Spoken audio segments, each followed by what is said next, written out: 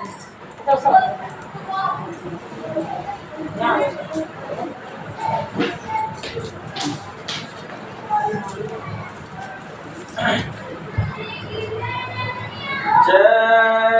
गुरुदेव।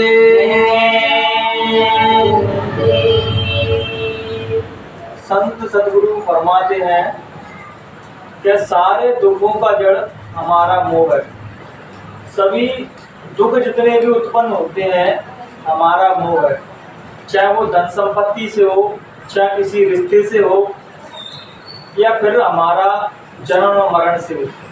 आप एक बात सोचिए, जब किसी दूसरे की चोरी होती है तो क्या हम धन का अफसोस करते हैं?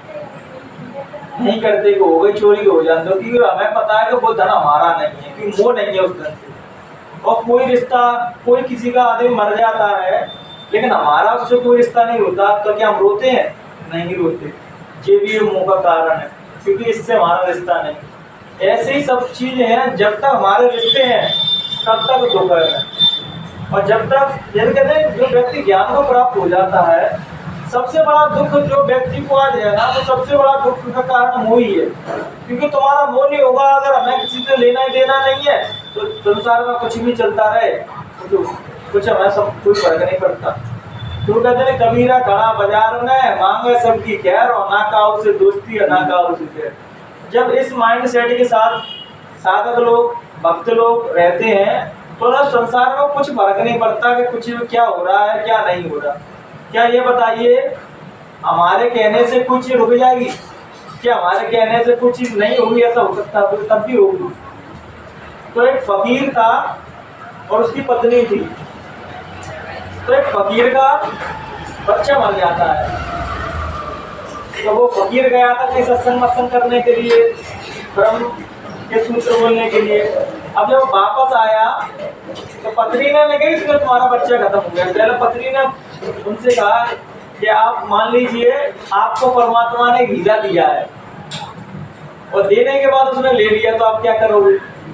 तो फकीर कहता है कि भैया दिया उसने था और ले लिया भी उसने, तो मैं क्या करूँ उसने?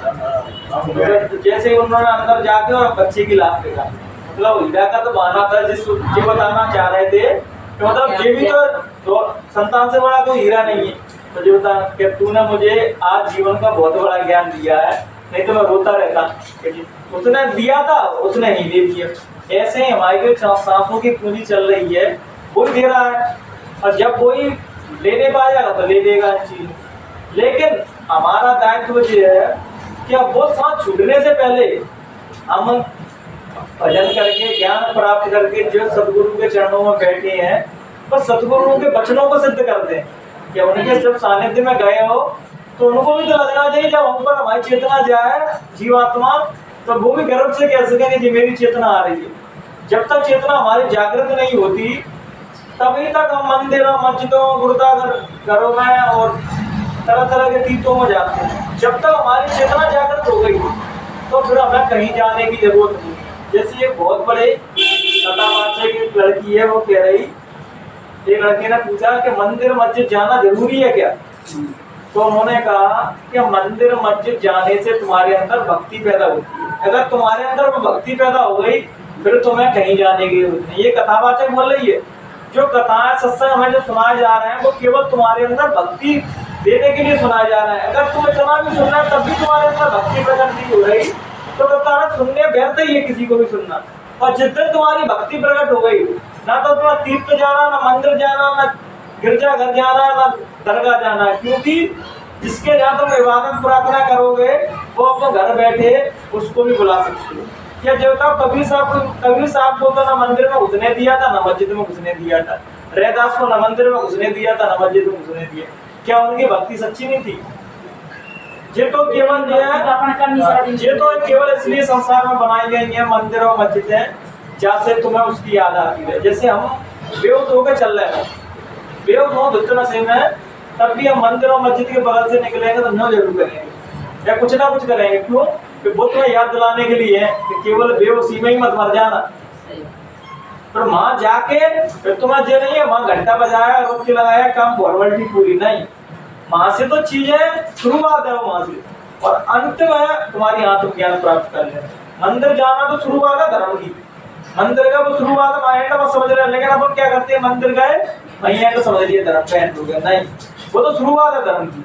तुम्हारे अंदर परमात्मा की भक्ति का बीज डला और एंड कहाँ है, जब चेतना का ज्ञान प्राप्त हो जाए, आत्मा ज्ञान प्राप्त हो जाए, तब गीता में कही कि आत्मा कभी मरती नहीं। तभी तो कहते हैं कि पुनर्जन्म पुनर्मरणम, मतलब ना तो उसका जन्म होगा ना वो मरेगी। और सच्ची साधना, भजन साधना का मतलब ही यही है कि हम उसको पालन जो हमारे अंदर अमृत तत्व बैठा है, जो कभी नहीं मरता। तो कहते हैं जो कथा वाचक आपको बता रहना चाहिए, वो केवल आपको बेसिक चीज बता रहा है कि आपके अंदर भक्ति कैसे जागृत हो।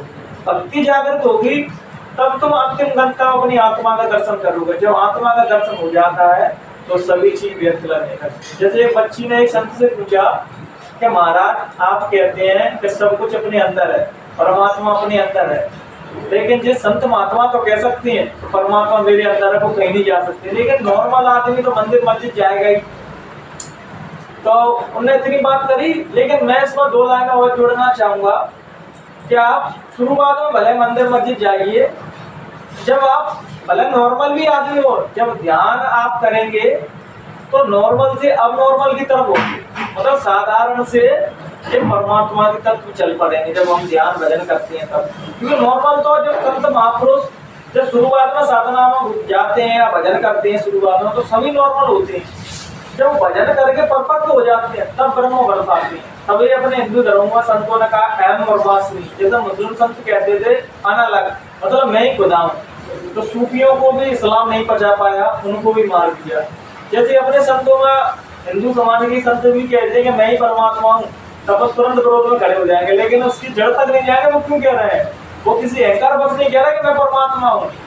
वो उनके अंदर से जो मैं बोलने वाला था ना अहंकार तो खत्म ही होगा, तब बोल पा रहा है कि मैं परमात्मा।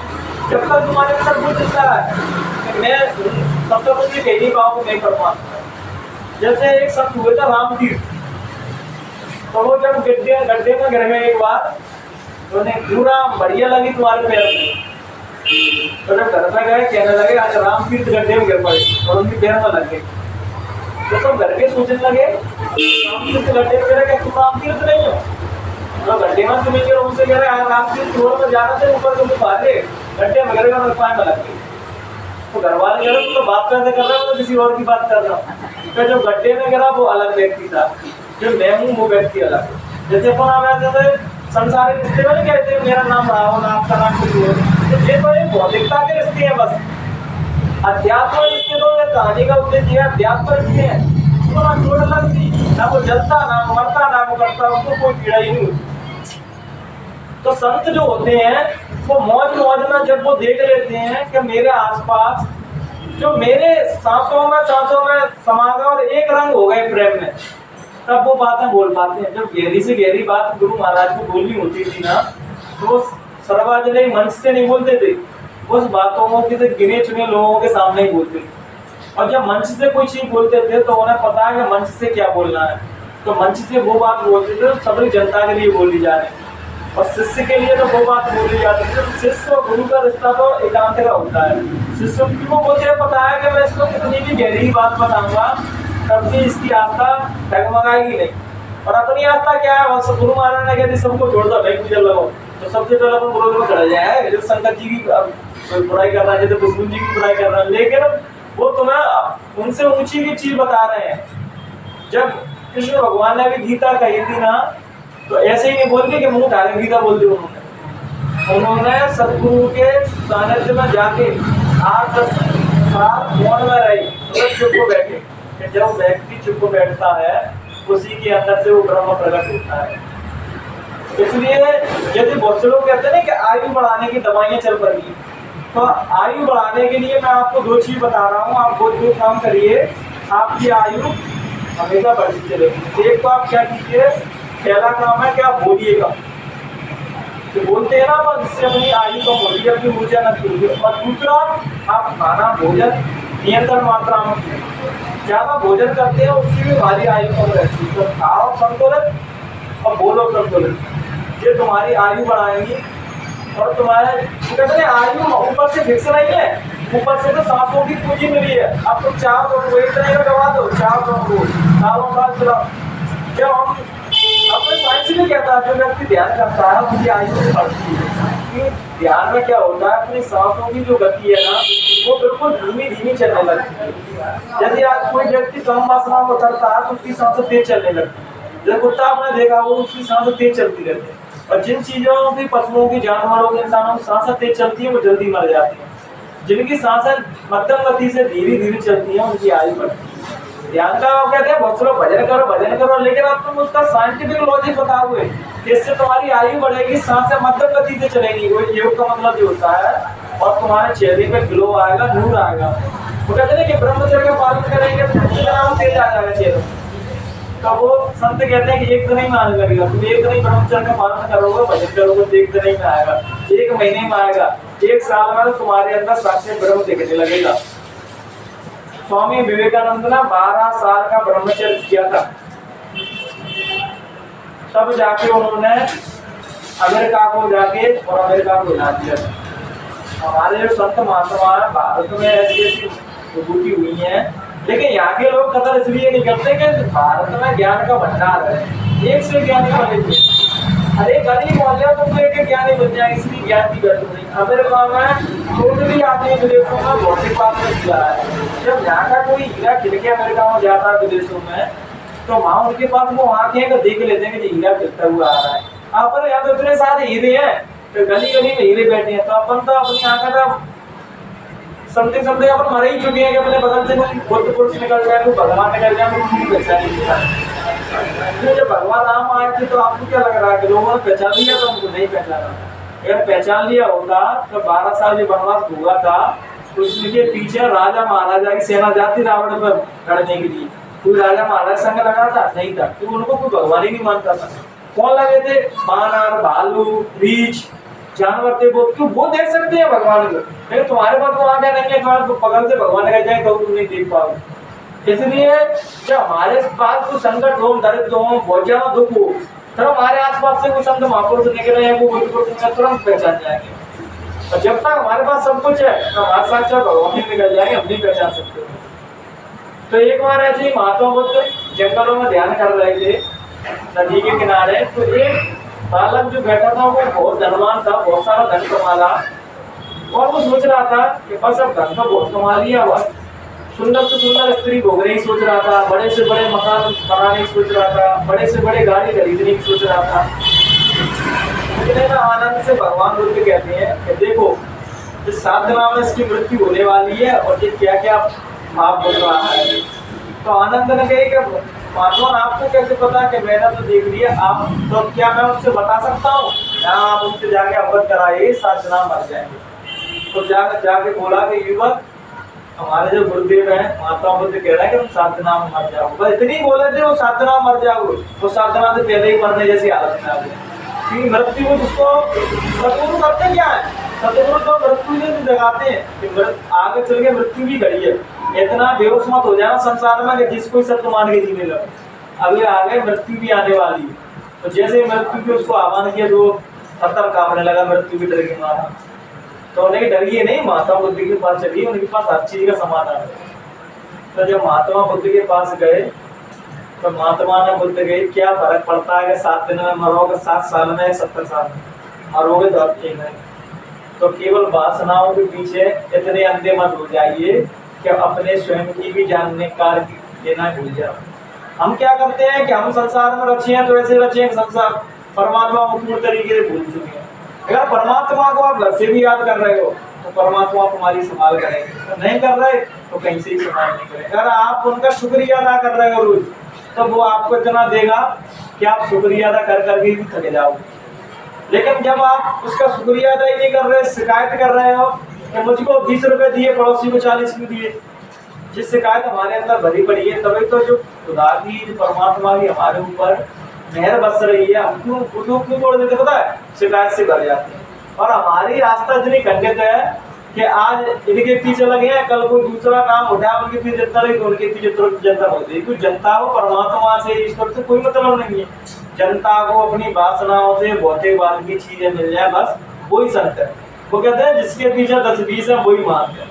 लेकिन तुम्हें जो सच्चा रास्ता परमात्मा की खोज बता रहा है, जो तुम्हारा आत्म कल्याण का साधन बनेगा और आत्म कल्याण उसी से होगा। हमको तो संत महापुरुषों का विरोध क्यों करते हैं? विरोध इसलिए करते हैं कि जब दुकानें बंद होती हैं लोगों की, तो विरोध तो वो करेंगे कि हमारी दुकानें बंद कर रहा है, क्योंकि वो किसी की बात नहीं करते, वो अनुभव की बात करते हैं। इसलिए तो संत महापुरुषों के पास बहुत कम लोग पहुँच पाते हैं और कथा कथकों के पास बहुत लोग पहुँच पाते हैं। क्यों?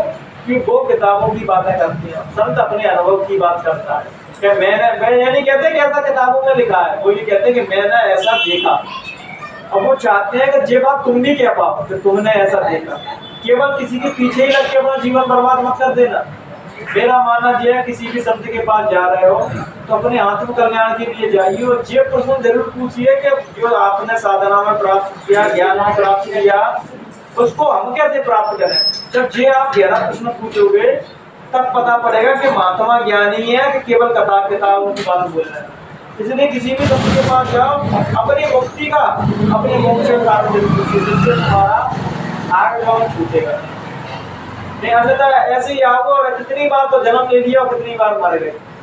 इस संसार में अगर आपको जब ज्ञान प्राप्त हुआ सब पता पड़ जाएगा किन किन योनियों में से आप होके निकल आए। इसलिए भजन रोज कीजिए नियमित रूप से। संसार में कुछ भी होता रहे, आपके साथ दुख हो सुख हो, लेकिन भजन को नहीं छोड़िए। संत महापुरुषों को तो लोगों ने क्या, कबीर साहब को कितनी यात्रा की, कभी भी वरना भगवान का भजन नहीं छोड़ा। संत रैदास को कितना सताया लोगों ने, तब भी भगवान का भजन नहीं छोड़ा। और हमको नेक दुख पड़ जाए तुरंत है क्या करेंगे, माला फिर के भजन कर रहे हैं तो हमारे दुख खत्म नहीं हो रहे।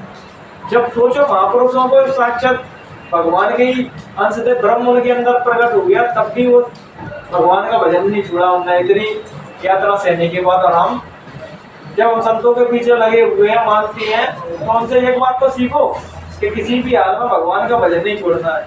जब वो नहीं छोड़ रहा तो तुम भी छोड़ रहे हो। इसलिए भगवान का रोज भजन करेंगे इस काम से तो आपके अंदर पॉजिटिविटी बढ़ेगी और नकारात्मक ऊर्जा खत्म होगी और पॉजिटिव एनर्जी जगती है। इन्हीं विचारों के साथ वाणी को विराम देंगे। अगर कहने सुनने में कोई भी गलती हुई हो तो अपना बेटा समझ के माफ कर देना। जय गुरुदेव।